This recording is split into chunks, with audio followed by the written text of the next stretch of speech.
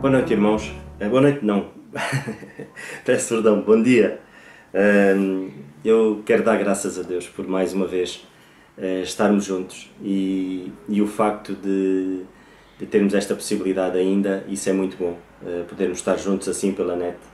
Mas eu queria, esta manhã, partilhar com os irmãos um breve pensamento que tem a ver com o facto de muitas das vezes nós querermos agir na nossa força, queremos fazer as coisas segundo aquilo que nós achamos que é correto e acabamos por agir como pequenos super-heróis e isso não é bom, porque um super-herói geralmente age por conta própria, age segundo as suas próprias capacidades, tenta agir sozinho, isoladamente, e às vezes isoladamente, mas sempre confiado em si próprio, e isso não é bom, não é bom. Temos a certeza absoluta de que hoje nós temos o nosso Deus, que Ele peleja contra nós, peleja por nós. É o nosso Deus que vai à frente, é Ele em quem temos que estar focados em todas as nossas ações, em todas as nossas atitudes, que o Senhor assim nos ajude e nos dê força e ânimo. Sabemos que há momentos na vida em que precisamos de uma resposta quase imediata, porque precisamos decidir, precisamos tomar decisões e não queremos fazer esperar, não queremos esperar nós, e às vezes até queremos tomar decisões segundo aquilo que alguém nos disse e que de alguma maneira foi injusto e nós queremos tomar alguma atitude,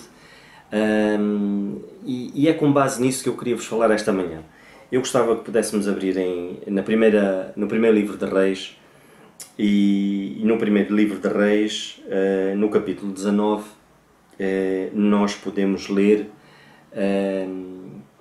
um pouco e um trecho e uma passagem de um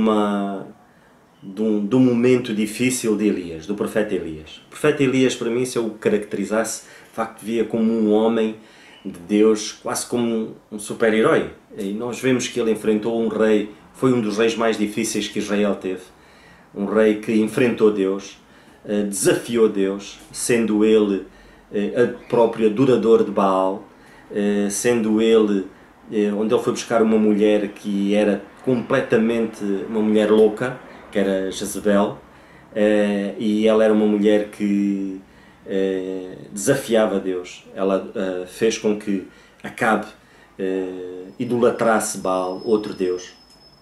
Mas nós, pela graça de Deus, vemos que o Senhor, mesmo assim, perante aquela circunstância toda, o Senhor sempre foi com Elias. Elias enfrenta esse homem, vemos Elias ser alimentado por corvos, quando ele se refugiou, e o Senhor disse que ele tinha que se refugiar onde ele bebia água do rio, o Senhor fazia com que os corvos o alimentassem de pão e carne. Vemos Elias ressuscitar um jovem com o poder de Deus. Vemos o Elias fazer um milagre naquela casa onde nada faltava àquela viúva que nada tinha. Vemos um Elias abrir o rio Jordão. E por fim vemos um Elias, dentre muitas coisas, ser levado aos céus por um carro de fogo. É de facto maravilhoso. Nós pensamos assim, epá, que isto dava um grande filme. Mas neste preciso momento de Elias, na vida de Elias, Elias entra numa depressão tremenda. E porquê? Por causa de uma mulher. Ele foge e tem medo das ameaças de uma mulher. E se nós formos aprofundar um pouco o porquê disto ter acontecido, precisamente porque Elias, ele neste momento e antes, vamos ler alguns trechozinhos na passagem antes, porque é que isso aconteceu. E isso aconteceu porquê? Aconteceu porque Elias sentiu-se quase como que confrontado, ou seja, ele sentiu-se magoado com aquilo que Acabe lhe disse. No capítulo 18, e esta história começa assim, no capítulo 18, nós, para podermos perceber porque que Elias entra nesta depressão e porque que Elias depois fica assim, nós lemos no capítulo 18 e no versículo 17, e a palavra de Deus diz-nos isso. E sucedeu que, vendo Acabe Elias, disse-lhe Acabe: És tu o perturbador de Israel? Ou seja, Acabe diz aqui a Elias: ó Elias, tu é que és o perturbador de Israel. Faz-lhe uma pergunta, tu és o perturbador de Israel. E então disse Elias, eu não tenho perturbado Israel, mas tu e a casa do teu pai, porque deixaste os mandamentos do Senhor e seguiste aos Balaíns. Ou seja, Elias enfrenta Acabe. Mas Elias fica magoado com esta questão de Acabe dizer que ele fazer-lhe essa pergunta, que ele era perturbador de Israel, quando Elias simplesmente defendia o Deus de Israel e queria que a nação de Israel estivesse subjugada aos princípios e aos valores que Deus estabeleceu. Mas Acabe faz-lhe esta acusação, porque Acabe não reconhecia Deus como o seu Deus. E nós vemos que, antes disso, o Senhor dá uma ordem a Elias, e essa ordem que o Senhor dá a Elias era para que Elias fosse ter com Acabe. Nós vemos aqui no capítulo 18, o Senhor dizer assim: sucedeu que depois de muitos dias, no capítulo 18 e versículo 1, a palavra do Senhor veio a Elias no 3º ano, dizendo: vai, mostra-te a Acabe, porque darei chuva sobre toda a terra. Ou seja, a missão de Elias neste momento era ir ter com Acabe e anunciar. Porquê? Porque o Senhor iria dar chuva a toda a terra. Porque havia uma grande fome, não havia água, e as coisas, havia uma calamidade muito grande naquela altura. E o Senhor dá esta ordem específica a Elias: vai ter com Acabe e diz-lhe que eu farei chover sobre a terra.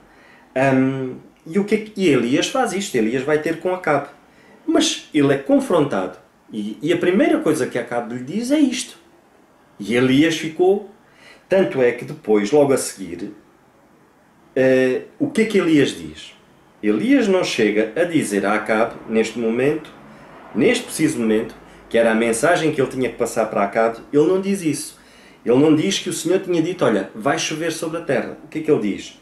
Ele diz assim, depois de ele ter dito no versículo 18, quando ele diz: então disse ele, eu não sou perturbador, eu não tenho perturbado Israel, mas tu e a casa do teu pai, porque deixaste os mandamentos do Senhor e seguiste os Balaíns. Depois ele diz assim: agora pois envia junto a mim todo Israel no Monte Carmelo, porque também os 450 profetas de Baal e os 400 profetas de Acera, que comem à mesa de Jezabel. Então enviou Acabe todos os filhos de Israel e juntou os profetas no Monte Carmelo. Ou seja, Elias aqui, ele faz um desafio a Acabe. Ou seja, ele entra no jogo de Acabe, porque Acabe ofende-o, por assim dizer, e Elias ficou perturbado. Elias, a partir deste momento, ele começou a andar sobre a sua própria força, sobre o seu próprio ímpeto. E é aqui que muitas das vezes nós, no nosso percurso da nossa vida cristã, acabamos por cometer erros. Quando o nosso eu é magoado, quando nos ferem, quando nos magoam, e nós não tomamos as dores do Senhor, mas passamos a tomar as nossas próprias dores. E uma das primeiras coisas que nós fazemos, normalmente, tomamos logo uma decisão, sem levar aos pés do Senhor. Elias aqui não pede autorização ao Senhor para tomar esta atitude. E depois, mais para a frente, nós vemos o que é que aconteceu. E nós vemos que a mão do Senhor esteve sobre Elias. O Senhor operou, foi o Senhor que operou aquele milagre. Quando nós vemos que aqueles 450 profetas de Baal foram ridicularizados perante toda a nação. E nós vemos como Elias superou este desafio e o Senhor esteve com ele. E vemos o que é que aconteceram aos profetas. Os profetas foram mortos à espada, porque Elias, no fim de tudo aquilo, o povo reconhece de facto Deus como sendo Deus verdadeiro, o Deus de Elias, e aqueles profetas foram mortos. E aí então nós vemos Acabe ir ter com Jezabel. E nós vemos que, mesmo nessa altura, o Senhor esteve sempre com Elias.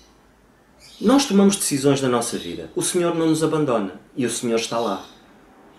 O grande problema é, estaremos nós a cumprir o plano que Deus estabeleceu para a nossa vida? Quando eu dou o passo de arranjar um trabalho, será que esse trabalho glorifica o meu Deus? Será que aquilo que eu vou fazer irá fazer com que o meu Deus seja glorificado na minha vida? Levemos aos pés do Senhor. Jovens, será que esta jovem pela quem eu oro é uma mulher segundo a vontade de Deus? É uma mulher que seja temente ao Senhor? É uma mulher que prioriza o Senhor na sua vida? Aquele jovem é um jovem que põe o Senhor em primeiro lugar na sua vida? Mesmo que eu tome outra decisão, o Senhor estará comigo.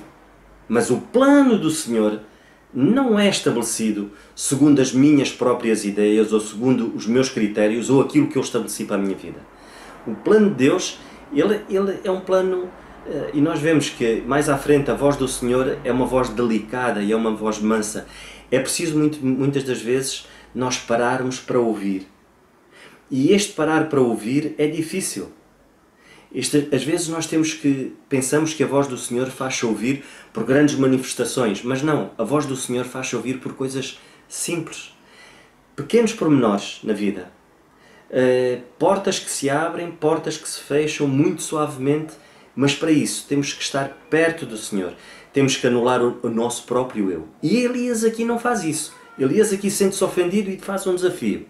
E vemos que o Senhor não o abandona, e o Senhor está ali. Mas depois nós vemos, quando Acabe sai dali daquela situação, Acabe vai ter com Jezabel, e vemos o que é que Acabe diz a Jezabel. Acabe diz assim: e Acabe fez saber a Jezabel tudo o quanto Elias havia feito. Acabe não ficou convencido de que, como o povo ficou. Acabe não disse assim: o Deus de Elias, o Deus de Israel fez isto. Não. Ele foi saber e deu a notícia à mulher do que é que Elias tinha feito. Ele não reconhece Deus nesta atitude. Muitas das vezes nós andamos convencidos de que eu fiz de facto, eu fui dar dinheiro àquela mulher necessitada, eu fiz isto, eu fiz aquilo. E a pessoa não reconhecer que de facto eu fui o instrumento do Senhor.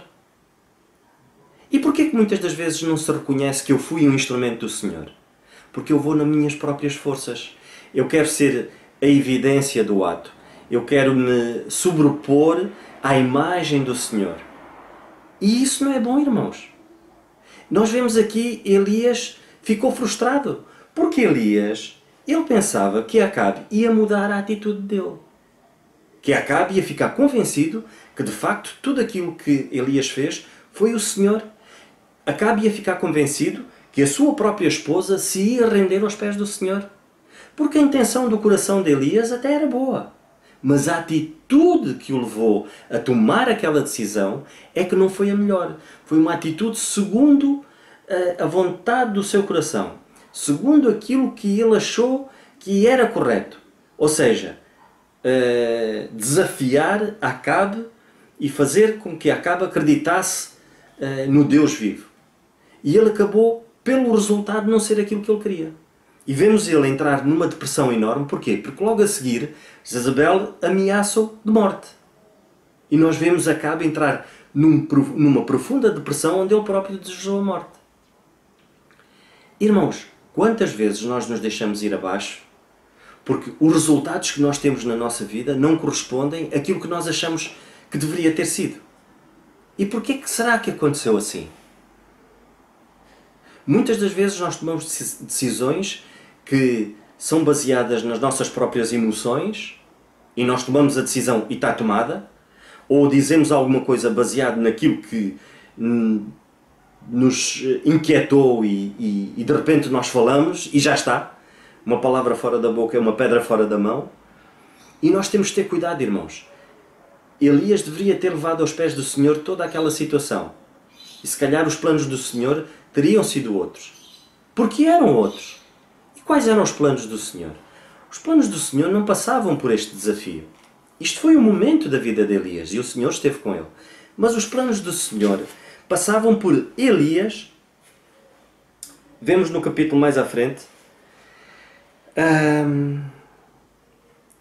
No capítulo 19, versículos mais à frente, no capítulo 19 e no versículo 15, depois de toda aquela situação ter passado, nós vemos o Senhor dizer a Elias: e o Senhor lhe disse: vai e volta ao teu caminho para o deserto de Damasco, e vem e unge a Hazael, rei sobre a Síria.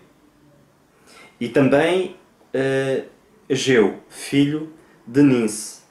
Ungirás o rei de Israel. Ungirás rei de Israel. E também a Eliseu, filho de Safate, de Abdel Miola. Ungirás profeta em teu lugar.